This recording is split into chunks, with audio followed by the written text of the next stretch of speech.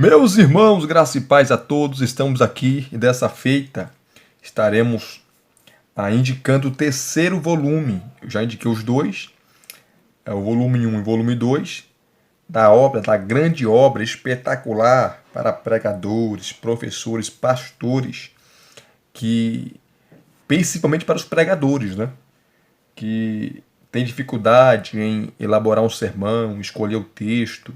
Aqui nesses três volumes, Charles Haddon Spurgeon, conhecido como o príncipe dos pregadores, ele vai detalhar como deve ser a vida do pregador, a vida de oração do pregador, as crises de desânimo do pregador, né, ou do pastor, do ministro. Então ele vai ensinar. E essas aulas, esses livros são aulas que ele deu lá na escola que ele fundou na Inglaterra para pastores e pregadores, né, onde ele dava aula diariamente. Charles Spurgeon não foi só um pregador, ele foi muito mais do que um pregador, ele foi um pastor. Ele entendia que a pregação não era só palavras, mas era ação, era atos. Você tinha que ir para cima, você tinha que botar a mão na massa. Não é só falar, é fazer. Lições aos meus alunos. Volume 3, esse é o último volume, né? Os três volumes trata sobre homilética e teologia pastoral, tá? E sem delongas aqui, esse terceiro volume é o menor de todos, né? Tem aqui, ó, 158 páginas, tá? Os dois primeiros volumes são maiores. São maiores. Vamos ver aqui esse terceiro e último volume. Ele vai falar sobre... Deixa eu aproximar aqui, que fica melhor, né? Aqui ele vai falar sobre ilustrações na pregação, historietas e anedotas do púlpito, né? Que ele vai criticar, né? Os pregadores que contam piada no púlpito, né? Fica brincando no púlpito. E pregação não é brincadeira. Porque se o povo quer ouvir um pregador, não um palhaço. Então ele vai falar para tomar cuidado, né? Você pode contar alguma situação, a situação pode ser engraçada, o povo pode até rir, mas tem que tomar cuidado, que você é um pregador, porque senão o povo não vai levar você a sério. O povo vai para a igreja rir. E a mensagem não é para você sorrir, é para você sair pensando, né, em mudar a sua vida e por aí vai. Os empregos de anedotas e ilustrações. Anedotas é piadas, tá? Onde podemos achar anedotas e ilustrações? As ciências como fonte de ilustrações. Então, são 5 capítulos aqui, esse terceiro volume, aonde ele vai falar da exposição bíblica, da pregação, tá? E sem delongas aqui, vamos para ilustrações na pregação, a página 7 aqui, ó. Ilustrações na pregação. Olha só. O tópico que temos diante de nós é o uso de ilustrações em nossos sermões. Talvez sirvamos melhor ao nosso propósito elaborando uma ilustração na presente palestra, pois não há melhor maneira de ensinar a arte cerâmica do que fazer um vaso, diz o excêntrico Thomas Fuller. Os argumentos são as colunas da fábrica de um sermão, mas as analogias são as janelas que dão as melhores luzes. Então, as analogias são as janelas do sermão, segundo Thomas Fuller. A comparação é feliz e sugestiva, e vamos construir o nosso discurso sob a direção. A principal razão para a construção de janela numa casa é como, diz Fuller, deixar a luz entrar. As parábolas, os símiles e as metáforas produzem esse efeito. Daí, nós os empregamos para ilustrar a nossa matéria-prima, ou, em outras palavras, para dar-lhe o brilho da luz. Pois essa é a tradução literal que o Dr. Johnson faz da palavra ilustrar. Muitas vezes, quando o discurso didático não consegue esclarecer os nossos ouvintes, podemos fazê-los ver o que queremos dizer abrindo uma janela e deixando entrar a agradável luz da analogia. O nosso Salvador, que é a luz do mundo, tinha o cuidado de encher de comparações os seus discursos, de modo que o povo comum o ouvia alegremente. O seu exemplo cela, com autoridade de alto nível, a prática de iluminar a instrução celestial com analogias e comparações a todo pregador da justiça, como a Noé, a sabedoria da ordem. Farás na arca uma janela. Você pode compor laboriosas definições e explicações e, contudo, deixar os seus ouvintes na escuridão quanto ao que está querendo dizer. Mas uma metáfora bem apropriada esclarecerá maravilhosamente o sentido.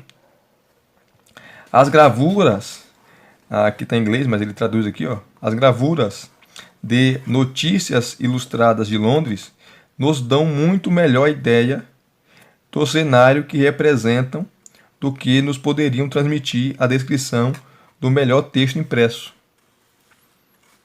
E é muito parecido o que se dá com o ensino escriturístico. A verdade abstrata nos é apresentada muito mais vividamente quando nos é dado um exemplo concreto ou quando se veste a doutrina com linguagem figurada. Deve haver, se possível, pelo menos uma boa metáfora no mais curto discurso, como Ezequiel, na visão que teve do templo, viu que mesmo para as pequenas câmaras havia janelas proporcionais ao seu tamanho. Se formos fiéis ao espírito do Evangelho, lutaremos para esclarecer as coisas. O nosso alvo é sermos simples e compreendidos pelos nossos ouvintes mais iletrados. Então, o sermão ele tem que ser, você usa as ilustrações para esclarecer aquilo que o seu público não consegue perceber. Então, você faz uma ilustração, você conta uma situação, aonde aquilo que você está pregando, o povo vai entender, vai compreender por meio de uma metáfora, por meio de uma história. É isso que ele está falando. E aqui, Spurgeon, ele continua, né? Então ele usa Thomas Fuller, para falar que as ilustrações são as janelas do sermão, né? Aonde a luz entra, né? E você clareia mais aquilo que você quer falar. Que ele continua, tá? Deixa eu aqui para outro aqui, ó. Olha, esse livro é maravilhoso para você que é pregador, tá? Olha só. Historietas e anedotas no púlpito, página 29. Deixa eu pegar aqui rapidamente. Ele falou para falar que você pode usar, mas bem comedido. Você não pode exagerar. Admite-se em geral que os sermões podem ser sabiamente adornados com uma boa cota de ilustrações, mas as historietas e anedotas empregadas com esse fim ainda são observadas pelos pretensos puristas do púlpito com certa dose de suspeita. Descerão bastante para citar um símbolo, condescenderão em usar imagens poéticas, mas não se rebaixarão a contar uma história simples e vulgar. É provável que eles digam confidencialmente a seus colegas mais jovens: cuidado para não se rebaixarem, e ao seu ofício sagrado, repetindo historietas mais apreciadas pelas pessoas vulgares e indoutas. Não replicaríamos a eles, exortando todos a usar histórias copiosamente, pois nisso deve haver discriminação. Admite-se francamente que há úteis e admiráveis estilos de oratória que ficariam desfigurados por um conto rústico, e há irmãos honrados cujo gênio não lhes permitiria contarem uma história, pois isso não pareceria se enquadrar em seu modo de pensar. A esses nem sequer por implicação insinuaríamos uma censura, mas quando lidamos com outros que parecem ser algo e não são o que parecem, não temos brandura, pelo contrário, nós nos sentimos movidos a agredir a sua grandeza fictícia. Se eles escarnecem das historietas, nós sorrimos para eles e para os seus escárnios. E gostaríamos que eles tivessem mais bom senso e menos impostura. A ostensiva presunção de superioridade intelectual e o amor do esplendor retórico tem impedido muitos de exporem a verdade do Evangelho de maneira mais fácil que se possa imaginar, a saber, mediante analogia extraídas dos acontecimentos comuns, uma vez que não podem condescender com homens de condição inferior, ele se abstém de contar incidentes que explicariam com precisão o que eles querem dizer, temendo ser considerados vulgares, perdem oportunidade de ouro. Davi poderia ter se negado a atirar uma das pedras lisas à testa de Golias por tê-la achado num riacho comum. De indivíduos tão elevados em suas ideias, o provável é que não desça nada às massas do povo, senão a eloquência glacial, um rio de gelo. A dignidade é uma consideração sumamente pobre e desprezível, a não ser que seja dignidade de converter muitos à justiça. Todavia, clérigos que mal possuem suficiente dignidade verdadeira para se salvar do desprezo ficaram inchados, enormes como o alto Olimpo, pela fingida exibição dela. Que ele está fazendo uma crítica àqueles que são muito radicais e não usam histórias, ilustrações no sermão, pensando que isso aí é coisa de pessoas vulgares, tá? Então, Spurgeon aqui no começo, ele começa criticando essas pessoas, né? Ele desce um bambu, sem dó, tá? Aqui ele vai falar, ó. Olha aqui, ó. Não se deve esquecer jamais que mesmo o grandioso Deus, quando quer instruir os homens, emprega histórias e biografias. A Bíblia contém doutrinas, promessas e preceitos, mas essas não estão sozinhas. O livro todo é vitalizado e ilustrado com maravilhosos registros de coisas ditas e feitas por Deus e por homens. Aquele que é ensinado por Deus valoriza as histórias sagradas e sabe que nela há plenitude e vigor de instrução. Os professores de Bíblia não podem fazer coisa melhor do que instruir os seus companheiros à moda da Bíblia. O nosso Senhor Jesus Cristo, o grande mestre dos mestres, não desprezou o uso de historietas, como as parábolas, né? Em minha opinião, parece claro que certas parábolas de Jesus consistiam de fatos, e daí eram historietas. A história do filho pródigo não poderia ter sido uma verdade literal? Não existiram casos reais de um inimigo semeando joio entre o trigo? Não poderia ser que o rico louco que disse descansa fosse um retrato tirado da vida? O rico e Lázaro não figuraram, de fato, no palco da história? Certamente a história daqueles que foram esmagados pela torre de Siloé e a triste tragédia dos galileus, cujo sangue Pilatos misturava com os sacrifícios que os mesmos realizavam, eram assuntos da conversa comum dos judeus. E o nosso Senhor tornou ambos boa narrativa. Não precisamos ficar com vergonha de fazer o que ele fez. Para que o façamos com toda a sabedoria e prudência, busquemos a direção do Espírito Divino, que pousava sobre ele continuamente. Tá? Aí diz Spurgeon aqui, ó, farei a presente palestra citando os exemplos dos grandes pregadores, começando com a época da Reforma e seguindo sem observar uma ordem rigorosamente cronológica até os nossos dias. Exemplos são mais poderosos do que preceitos, portanto, eu cito. Aí ele começa. Primeiro, deixe-me mencionar aquele grande pregador do passado, Hugh Latimer, o mais inglês de todos os nossos teólogos. Personalidade cuja influência sobre a nossa terra foi sem dúvida sumamente poderosa. Diz Southey, mais que nenhum outro, Latimer promoveu a reforma com a sua pregação. e nisso ele ecoa um pronunciamento mais importante de Ridley, que escreveu na prisão. Creio que o Senhor colocou o velho irmão Latimer como um sustentáculo dos seus padrões em nossa era, em nosso país contra o seu inimigo mortal, o anticristo. Se vocês leram alguns de seus sermões, devem ter ficado impressionados com o número de suas belas histórias, temperadas com humor puro, que reflete o sabor do lar na fazenda em Leicestershire. É isso mesmo.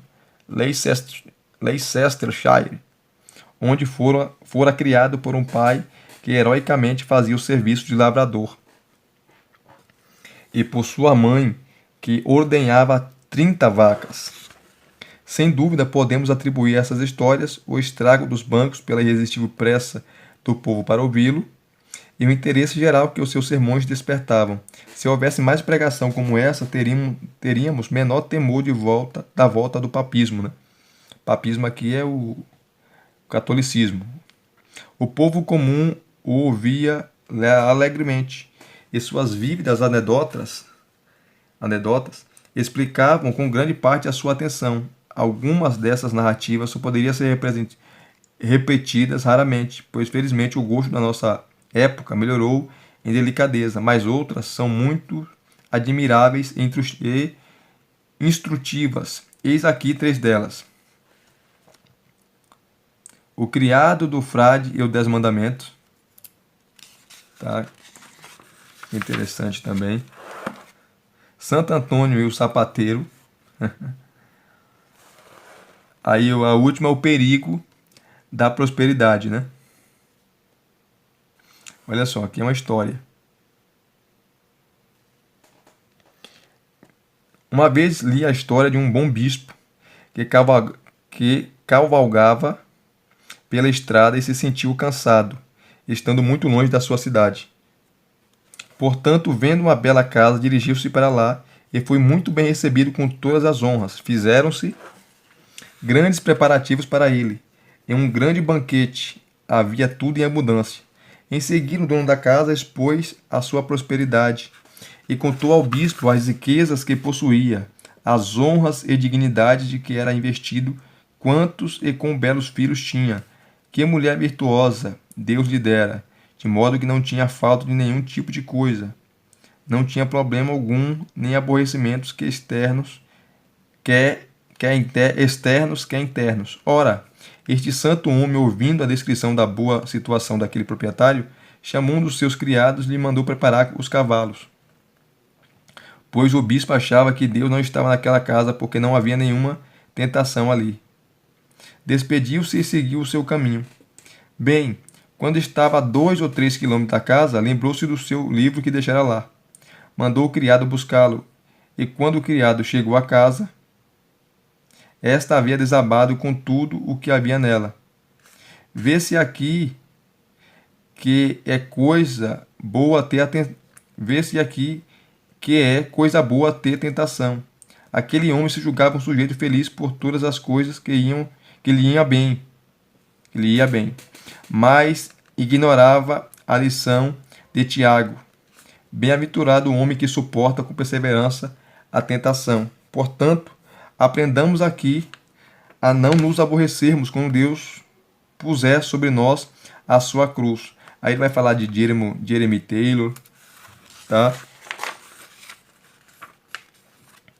Que ele vai citar mais questão. Ele vai falar vai extrair aqui mais algumas lições, histórias, como estudantes que progridem para trás, o orgulhoso que se gabava da sua humildade, tá?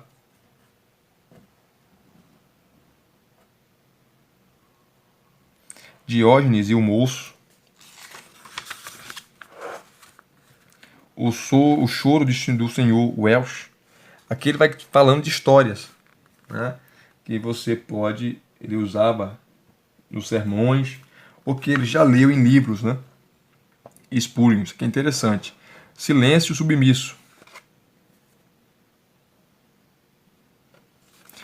submissão dos favoritos a seus senhores.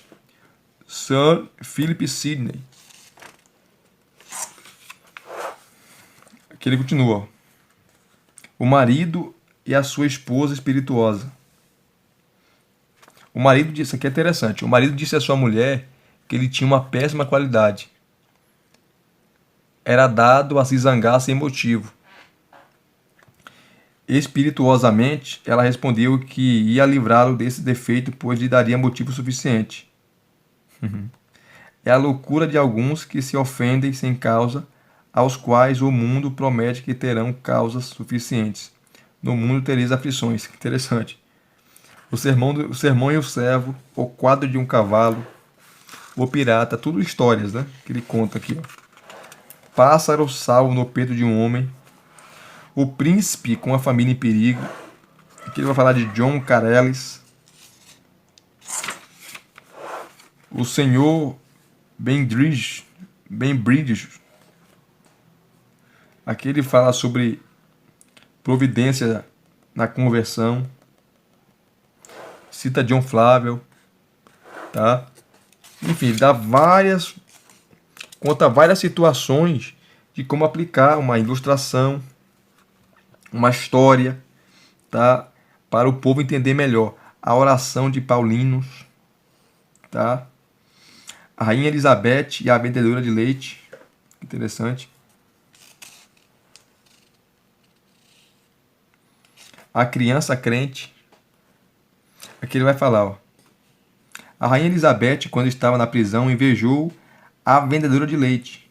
Mas se soubesse que glorioso reinado iria ter durante 44 anos, não teria cobiçado a pobre felicidade de tão singela pessoa. Os cristãos são propensos demais a invejar as bolotas das quais os errantes pecadores se enchem aqui na terra. Se, porém, fixassem diante de si as suas gloriosas esperanças no céu, de como haverão de reinar com Cristo para sempre, veriam pouca razão para as suas queixas. Olha só, a criança crente, a religião da moda. Isso aqui é interessante. Ó, ele fala, li sobre uma senhora papista de Paris, papista é romana, tá? Católica romana, na época chamava papista, que quando viu uma gloriosa procissão em honra a um dos seus santos, exclamou, ó, como é esplêndida a nossa religião, acima da dos huguenotes. A religião destes é pobre e desprezível, mas a nossa é rica de ostentação e solenidade. Todavia, assim como os arautos falam de um brasão de armas, que se este está cheio de brilhos e lemas, revela linhagem inferior, assim a verdade é que o modo de prestar culto em que entram de misturas e invenções dos homens revela que a sua linhagem é inferior, a saber, humana. E assim ele vai, ó, tá? Citando aqui vários casos de como você pode usar, tá? As ilustrações, anedotas, mas de maneira comedida. Aqui o capítulo 3, né? O emprego de anedotas e ilustrações, como você deve empregá-las, em que situação, em que momento, enfim. Então ele vai ensinando, Charles Spurgeon, os seus alunos aqui, né, a pregar. Então ele vai da escolha do texto, a postura, a oratória, a fala, a vida devocional com Deus, a vida de oração, tudo isso ele ensina nesses 3 volumes. Tá? Lições aos meus alunos. É um livro maravilhoso, escrito simplesmente pelo príncipe dos pregadores, o inglês Charles Haddon Spurgeon. E se vocês gostaram de mais uma super dica de leitura, deixe aqui nos seus comentários, deixe o seu like, né? Se inscreva no canal se você não é inscrito e acione o sininho para receber todas as notificações. Graça e paz mais uma vez. Muito obrigado a todos. Até as próximas indicações.